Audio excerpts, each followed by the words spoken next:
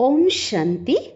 आज हम मीठे प्यारे बाबा की मधुर ईश्वरी महावाक्य साकार मुरली सुनेंगे 17 जुलाई 24 की।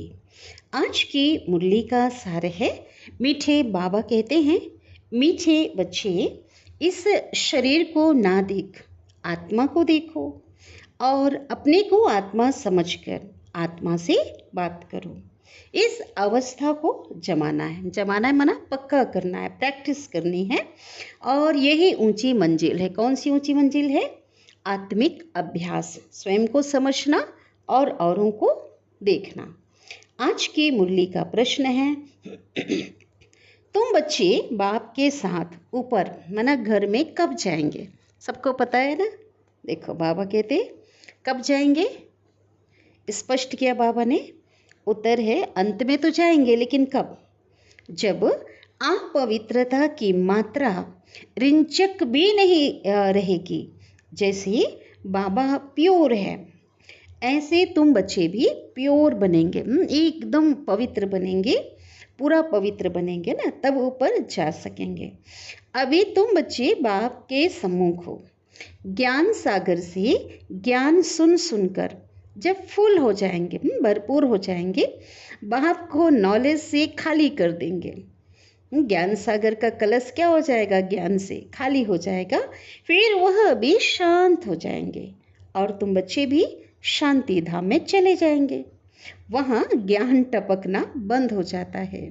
सब कुछ तो दे दिया, फिर बाबा का पार्ट क्या है? साइलेंस का। ओम शांति। शिव भगवानुवाच। जब शिव भगवानुवाच कहा जाता है तो समझ जाना चाहिए, एक शिव ही भगवान व परम पिता है। उनको ही तुम बच्चे व आत्मा याद करती हो। परिचय तो मिला है रचयिता बाप से, यह तो जरूर है, नंबरवार पुरुषार्थ अनुसार ही याद करते होंगे, है ना। सभी तो एक जैसे याद नहीं करते, सब एक रस याद नहीं करेंगे। यह बहुत सूक्ष्म बात है। अपने को आत्मा समझ दूसरे को भी आत्मा समझे तो यह अवस्था जमाने में टाइम लगता है। क्यों टाइम लगता है? 63 जन्म का जो देह अभिमान का संस्कार है ना, शरीर समझना और शरीर देखना। तो वह मनुष्य लोग तो कुछ भी नहीं जानते। ना जानने के कारण भगवान को क्या कहते? सर्वव्यापी कह देते। जिस प्रकार तुम बच्चे अपने को आत्मा समझते हो और बाप को याद करते हो, ऐसे तो और कोई याद नहीं कर सकते होंगे, है ना। कोई भी आत्मा का योग परमात्मा के साथ है ही नहीं। यथार्थ परिचय नहीं है तो यथार्थ योग नहीं है। तो कोई भी आत्मा का योग बाप के साथ नहीं है। यह बातें हैं बहुत गुह्य महीन। अपने को आत्मा समझ बाप को याद करना है। कहते भी है ना, हम भाई भाई हैं, तो आत्मा को ही देखना चाहिए, शरीर को नहीं देखना चाहिए। यह बहुत बड़ी मंजिल है। बहुत हैं जो बाप को कभी याद भी नहीं करते होंगे। देखो, दूसरों की बात तो छोड़ो, बाबा अपने बच्चों की बात करते हैं। बाप के बच्चे बने हैं और बाबा को याद नहीं करते।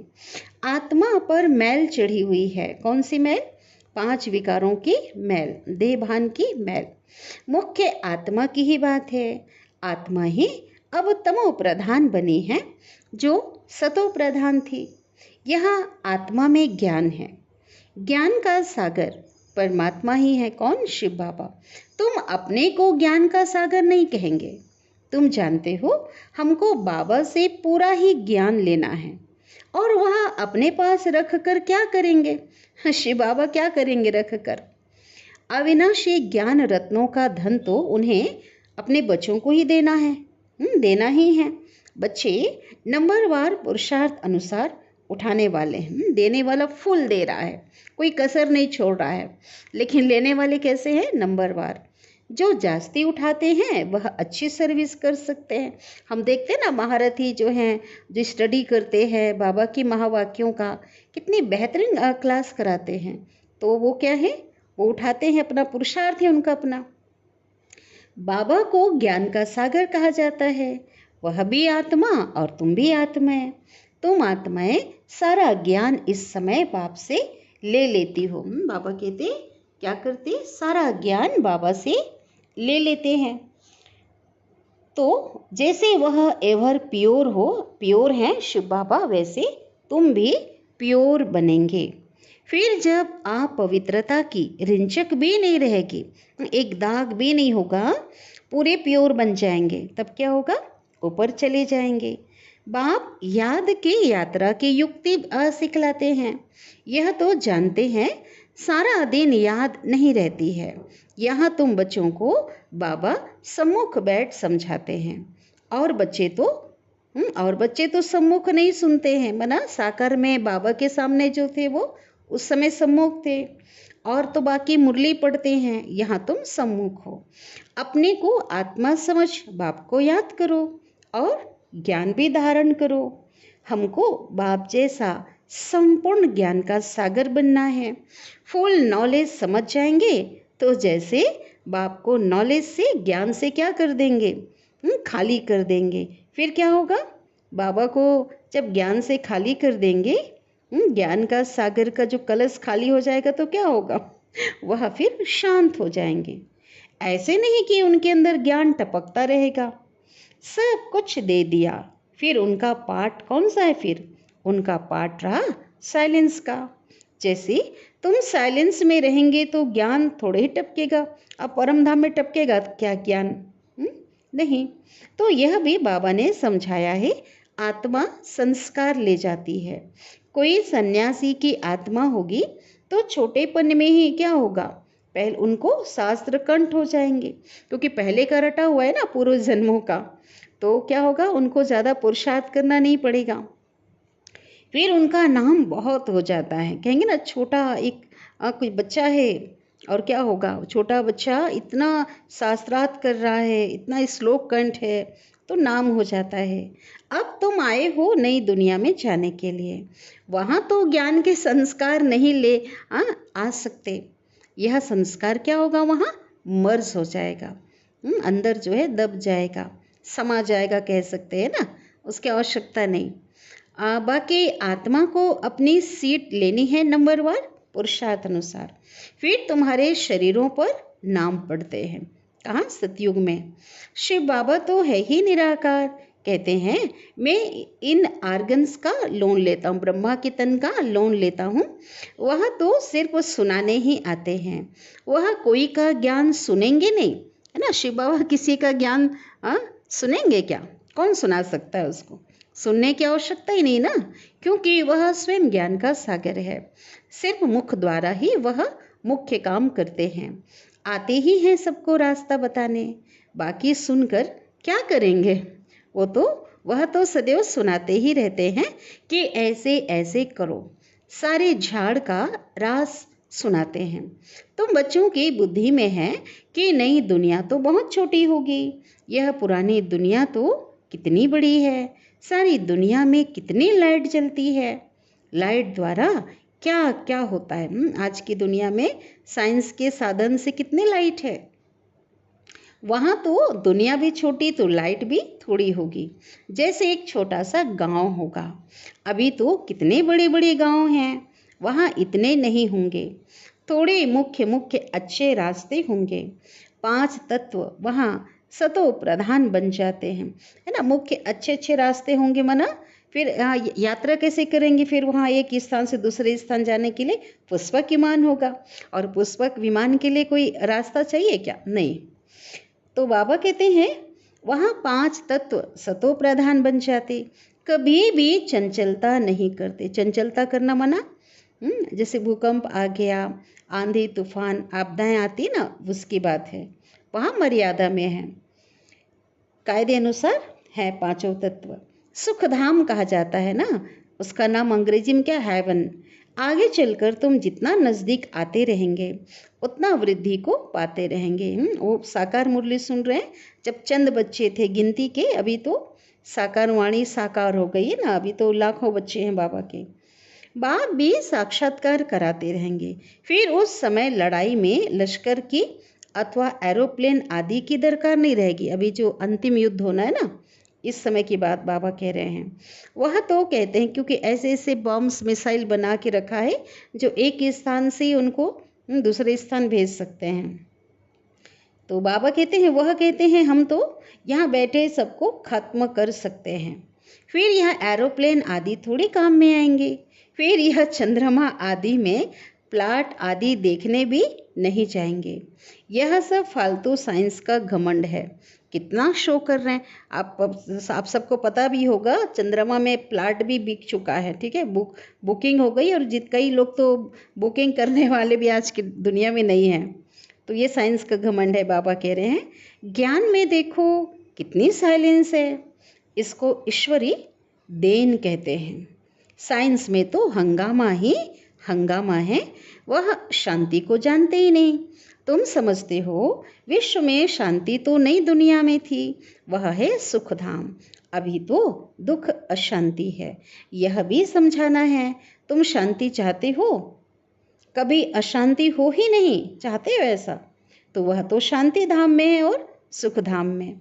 स्वर्ग तो सब चाहते हैं, भारतवासी ही बैकुंठ स्वर्ग को याद करते हैं, और धर्म वाले बैकुंठ को याद नहीं करते, वह सिर्फ शांति को याद करेंगे। सुख को तो याद कर ना सके ला नहीं कहता, ऐसा कायदा ही नहीं है। सुख को तो तुम ही याद करते हो, ठीक है, बाकी लोग नहीं करेंगे। इसलिए पुकारते हो ना हमें दुख से लिबरेट करो, छुड़ाओ। आत्माएं असल में शांति धाम की रहने वाली है, यह भी कोई जानते थोड़ी ही हैं। बाबा समझाते हैं तुम बेसमझ थे। कब से बेसमझ बने? कब से बने? द्वापर काल से बने ना। 16 कला से 12-14 कला बनते जाते, माना बेसमझ बनते जाते। अभी कोई कला नहीं रही, बना त्रेता युग से बोल रहे हैं बाबा, समझ में कमी आती गई। कॉन्फ्रेंस करते हैं, सम्मेलन करते हैं, स्त्रियों को दुख क्यों है? अरे दुख है ना, महिलाओं के लिए विशेष जो होता है ना कॉन्फ्रेंस सम्मेलन होता है, उनको दुख क्यों है? तो शिव बाबा क्या कह रहे हैं? अरे दुख तो सारी दुनिया में है ना, अथाह दुख है, थोड़ा मोड़ा नहीं है। अब विश्व में शांति कैसे हो? अब तो ढेर के ढेर धर्म है, सारे विश्व में शांति तो अभी हो ना सके। सुख को तो जानते ही नहीं। तुम बच्चियां बैठ समझाएंगी कि इस दुनिया में अनेक प्रकार के दुख हैं। अभी पीछे की मुरली जो हमने सुना था उसमें 101 प्रकार के दुखों का लिस्ट बनाने के लिए बाबा ने कहा था। अपरम अपार नाम दिया था ना बाबा ने दुख का। तो अशांति है, दुख है, जहाँ से हम आत्माएं आई हैं, आत्माओं का घर, वह है शांति धाम। और जहाँ यह आदि सनातन देवी देवता धर्म था वह था सुख धाम। आदि सनातन देवी देवता धर्म है, हिंदू धर्म नहीं कहेंगे। आदि माना प्राचीन, तो सबसे प्राचीन क्या था? सतयुग। उस समय सब पवित्र थे, वह है निर्विकारी दुनिया। विकार का नाम ही नहीं, फर्क है ना। पहले संपूर्ण निर्विकारी दुनिया माना ये विकार क्या होते हैं? काम क्रोध मोह लोभ, ये नॉलेज ही नहीं है, ये शब्द ही नहीं वहाँ पे। पहले तो निर्विकारी पना चाहिए ना। इसलिए बाबा कहते हैं मीठे मीठे बच्चों काम पर जीत पहनो। काम विकार काम वासना को क्या करना है? जीतो कह रहे हैं बाबा। अपने को आत्मा समझो। अभी आत्मा अपवित्र है, आत्मा में खाद पड़ी है, तो जेवर ऐसे बने हैं, शरीर रूपी जेवर भी ऐसा क्या बना है? पतित तमो प्रधान रोगी है ना। आत्मा पवित्र, आत्मा रूपी जो सोना है वो क्या है? पवित्र। तो जेवर भी पवित्र होगा। देवताओं का जो शरीर है बहुत कंचन काया होगी, उनको ही वाइसलेस वर्ल्ड कहा जाता, निर्विकारी दुनिया। बड़ का मिसाल तुम दे सकते हो, कल की मुरली में भी था। सारा झाड़ खड़ा है कलकत्ते में, फाउंडेशन है ही नहीं। यह आदि सनातन देवी देवता धर्म है ही नहीं, और बाकी सभी धर्म खड़े हैं। और सब कैसे हैं? अपवित्र। इनको कहा जाता है मनुष्य। जब पवित्र हैं तो देवता है। मैं मनुष्य को देवता बनाने आया हूँ, शिव बाबा बोल रहे हैं। 84 जन्म भी मनुष्य लेते हैं। सीढ़ी दिखानी है कि तमो प्रधान बनते हैं तो हिंदू कह देती, देवता कह ना सके, क्योंकि पतित हैं। ड्रामा में यह राज है ना, नहीं तो हिंदू धर्म कोई है नहीं। आदि सनातन हम ही देवी देवता थे। भारत ही पवित्र था, अब अपवित्र है, तो अपने को हिंदू कहलाते हैं। हिंदू धर्म तो कोई ने स्थापन किया ही नहीं है। यह बच्चों को अच्छी रीति धारण कर समझाना है। आजकल तो इतना टाइम भी नहीं देते हैं, ठीक है मना। और से कोई सम्मेलन होता है, कुछ भी होता है ना, तो आजकल टाइम कहाँ देते हैं। कम से कम आधा घंटा दें तब पॉइंट सुनाई जाए। पॉइंट तो ढेर है, फिर अगर कम टाइम होता है तो उनसे मुख्य मुख्य सुनाई जाती है। पढ़ाई में भी जैसे जैसे पढ़ते जाते हैं तो फिर हल्की पढ़ाई अल्फ बे आदि थोड़ी ही याद रहती है ना। आगे पढ़ते जाते ज्ञान का विस्तार होता जाता, तो बाबा कहते सार जो हैं बच्चे क्या करते, भूल जाते हैं, जो नहीं भूलना चाहिए। तुमको भी कहेंगे अभी तुम्हारा ज्ञान बदल गया है। अरे पढ़ाई में ऊपर चढ़ते जाते हैं तो पहली पढ़ाई भूलती जाती है ना। बाप भी हमको नित्य नई नई बातें सुनाते हैं। पहले हल्की पढ़ाई थी, है ना। साकार मुरली सुनेंगे तो बहुत हल्की पढ़ाई थी, और अव्यक्त वाणी में हम देखेंगे बड़े बड़े ज्ञान के बाबा ने बड़े बड़े राज को खोला है ना। अब बाबा गुही गुही बातें सुनाते रहते हैं। मैंने साकार मुरली में भी कई रहस्यों को बताया है, लेकिन शुरू शुरू में और खाली आत्मा के बारे में ज़्यादा था, परमात्मा है ना। ज्ञान जो है बाद में विस्तार में बाबा ने सुनाया। साकार में भी धीरे धीरे क्लियर किया, गुहिता में ले गए। तो सुनाते सुनाते पिछाड़ी में 2 अक्षर कह देते। अल्फ को समझा तो भी काफ़ी है। बाबा को समझ लिया, ईश्वर को समझ लिया तो काफ़ी है। अल्प को जानने से बे अर्थात वर्षा को, बादशाही को जान ही लेंगे।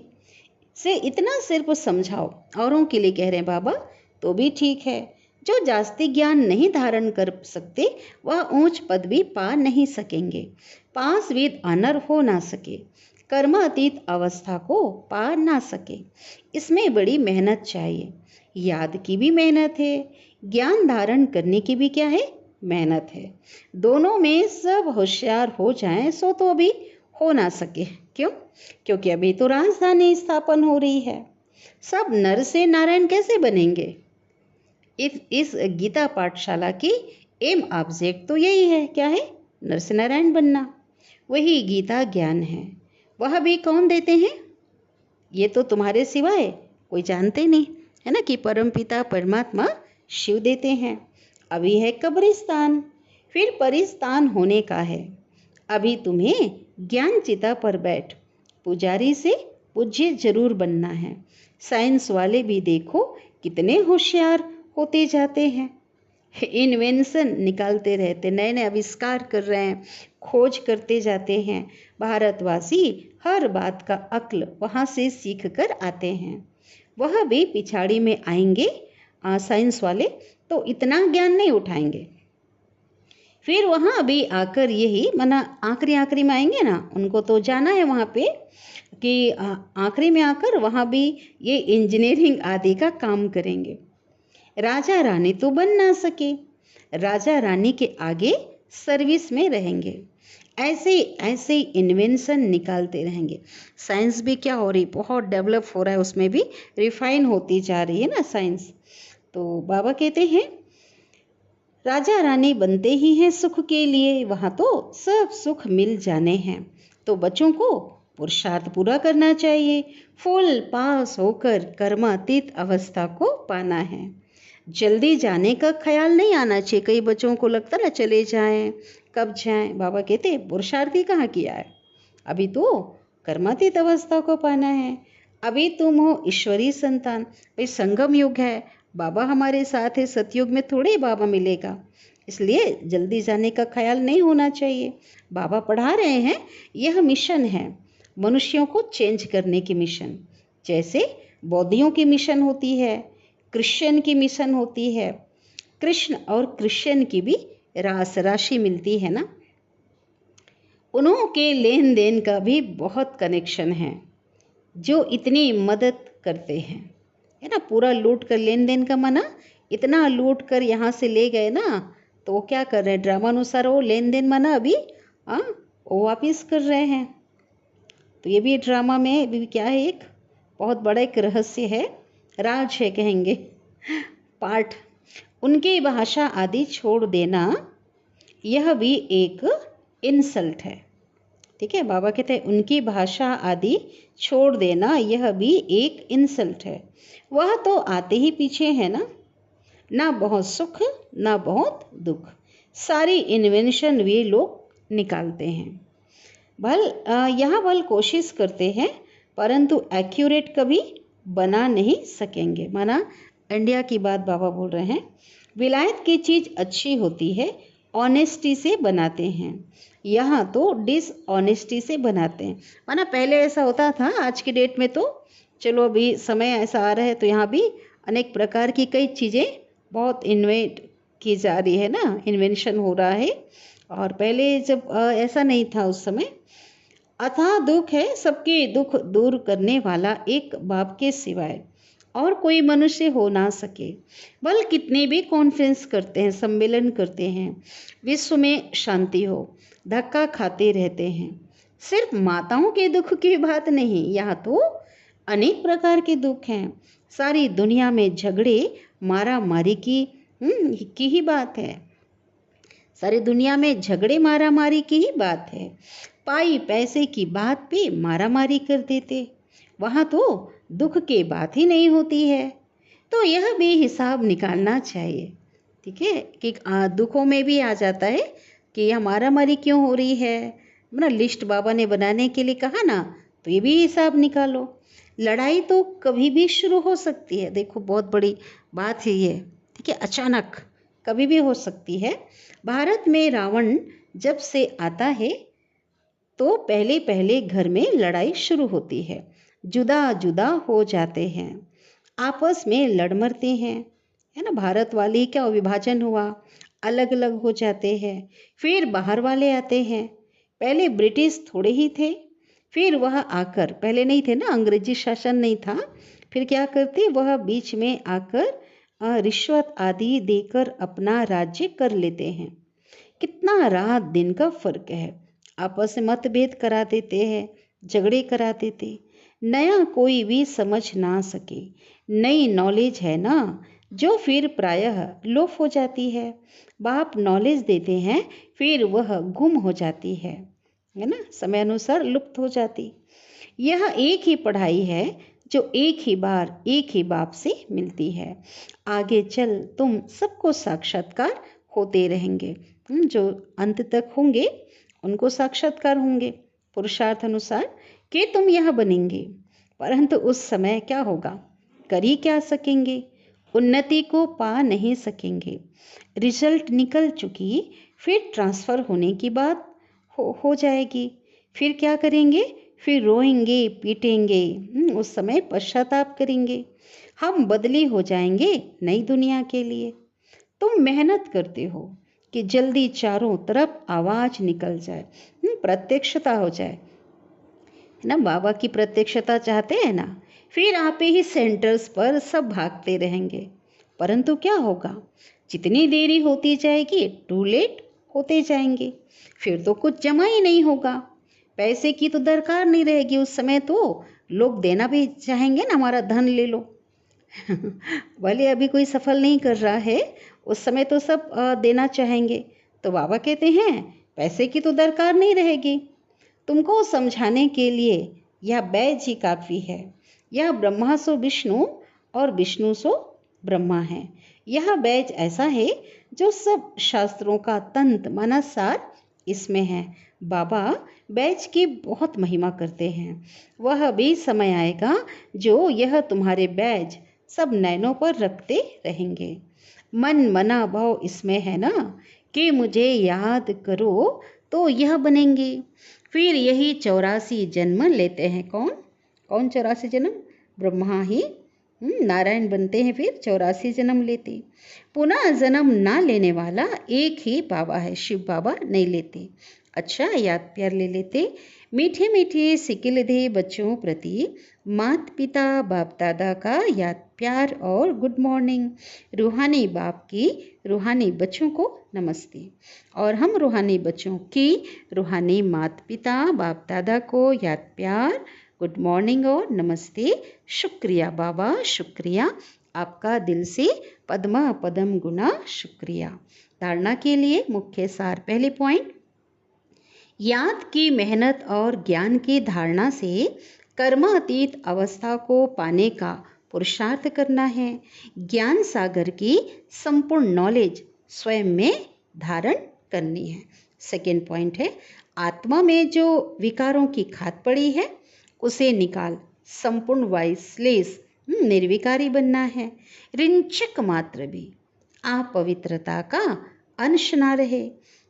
हम आत्मा भाई भाई हैं, यह अभ्यास करना है। सदगुरु वरदान दे रहे हैं, समय और संकल्प रूपी खजाने पर अटेंशन दे, जमा का खाता बढ़ाने वाले पद्मा पदम पति भव। विस्तार है, वैसे खजाने तो बहुत हैं, लेकिन समय और संकल्प विशेष इन दो खजानों पर अटेंशन दो। हर समय संकल्प श्रेष्ठ और शुभ हो तो जमा का खाता बढ़ता जाएगा। इस समय एक जमा करेंगे माना भी संगम में तो पदम मिलेगा। हिसाब है ना, एक का पदम गुणा करके देने की यह बैंक है। इसलिए क्या भी हो त्याग करना पड़े, तपस्या करनी पड़े, निर्माण बनना पड़े, कुछ भी हो जाए, इन दो बातों पर अटेंशन हो। क्या? समय और संकल्प रूपी खजाने पर, तो पद्मा पदमपति बन जाएंगे। स्लोगन है, मनोबल से सेवा करो तो उसकी प्रारब्ध कई गुना ज़्यादा मिलेगी। मनोबल माना मनसा सेवा, है ना। तो बाबा ने कहा उसके गुण सबसे ज़्यादा जो प्रारब्ध है, कौन सा? मनसा सेवा की। तो इससे क्या करना है हमको? विश्व की सेवा करनी है। अच्छा, ओम शांति।